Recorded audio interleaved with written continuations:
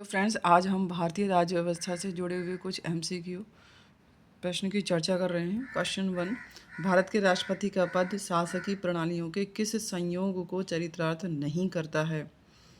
भारत के राष्ट्रपति का पद शासकीय प्रणालियों के किस संयोग को चरितार्थ नहीं करता है? संसदीय एवं गणतंत्रीय, गणतंत्रीय एवं लोकतांत्रिक, संघीय एवं संसदीय, अध्यक्षात्मक एवं गणतंत्रीय। आंसर है अध्यक्षात्मक। राज्यसभा का पूर्ववर्ती सदन था राज्यसभा से पहले काउंसिल ऑफ स्टेट। भारतीय संविधान में अंगीकृत वेस्टमिंस्टर मॉडल का संबंध है। वेस्टमिंस्टर मॉडल का संबंध संसदीय प्रणाली से है। वे तीन आधार जिन पर संविधान के अनुच्छेद 352 के अधीन आपात उद्घोषणा की जा सकती है में शामिल नहीं है। आंतरिक अशांति। संविधान के अनुच्छेद 61 के अनुसार राष्ट्रपति के विरुद्ध महाभियोग का संकल्प लाया जा सकता है जब उसके द्वारा हो संविधान का उल्लंघन। किस संविधान संशोधन द्वारा सशस्त्र विद्रोह शब्द राष्ट्रीय आपातकाल की घोषणा के लिए संविधान में अंतः स्थापित किया गया? 44वें संविधान संशोधन के द्वारा सशस्त्र विद्रोह शब्द राष्ट्रीय आपातकाल की घोषणा के लिए संविधान में अंतः स्थापित किया गया। भारत का सर्वोच्च दर्जे का सिविल सेवक कौन है? मंत्रिमंडल सचिव। भारत का सर्वोच्च दर्जे का सिविल सेवक मंत्रिमंडल सचिव होता है। उच्चतम न्यायालय में न्यायाधीशों की नियुक्ति हेतु संस्तुति करने से पूर्व भारत के मुख्य न्यायमूर्ति को उच्चतम न्यायालय के कितने वरिष्ठतम न्यायाधीशों से परामर्श लेना होता है? 4 वरिष्ठतम न्यायाधीशों से परामर्श लेना होता है।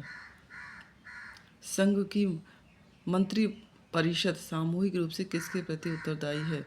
संघ की मंत्रिपरिषद सामूहिक रूप से लोकसभा के प्रति उत्तरदायी है।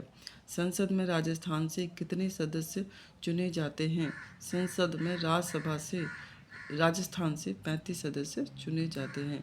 न्यायाधीशों की नियुक्ति की कॉलेजियम प्रणाली का आरंभ किस वर्ष से हुआ? कॉलेजियम प्रणाली 1993 से शुरू हुई। संविधान के अनुसार संघीय मंत्रिपरिषद में मंत्री अपना पद धारण करते हैं। मंत्री अपना पद राष्ट्रपति के प्रसाद पर्यंत धारण करते हैं। निम्नलिखित में से किन राज्यों का संबंध संविधान के अनुच्छेद 371 से है? महाराष्ट्र और गुजरात। इन दोनों का संबंध अनुच्छेद 371 से है। भारत के मुख्य न्यायमूर्ति और उच्चतम न्यायालय के अन्य न्यायाधीशों की नियुक्ति प्रक्रिया के विनियमन के लिए कौन अधिकृत है? भारत के मुख्य न्यायाधीश और उच्चतम न्यायालय के मुख्य न्यायाधीशों की नियुक्ति प्रक्रिया के लिए संसद अधिकृत है।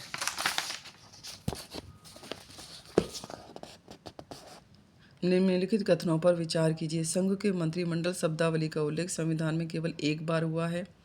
संविधान में इस शब्दावली को 42वें संविधान संशोधन द्वारा अंतः स्थापित किया गया है। केवल एक सही है। संघ के मंत्रिमंडल शब्दावली का उल्लेख संविधान में केवल एक ही बार हुआ है और इसमें 42वां संशोधन नहीं हुआ है।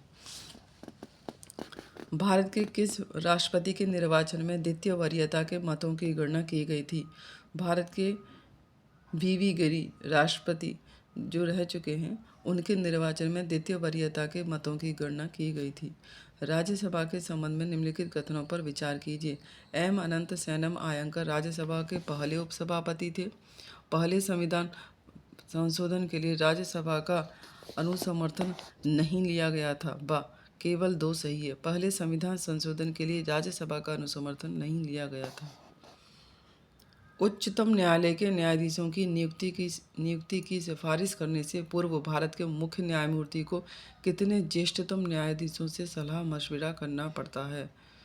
उच्चतम न्यायालय के न्यायाधीशों की नियुक्ति से पूर्व 4। संविधान के अनुच्छेद 355 में आपात की किन दशाओं का उल्लेख है? अनुच्छेद 355 में बाह्य आक्रमण और आंतरिक अशांति इन दोनों का उल्लेख है। Thank you.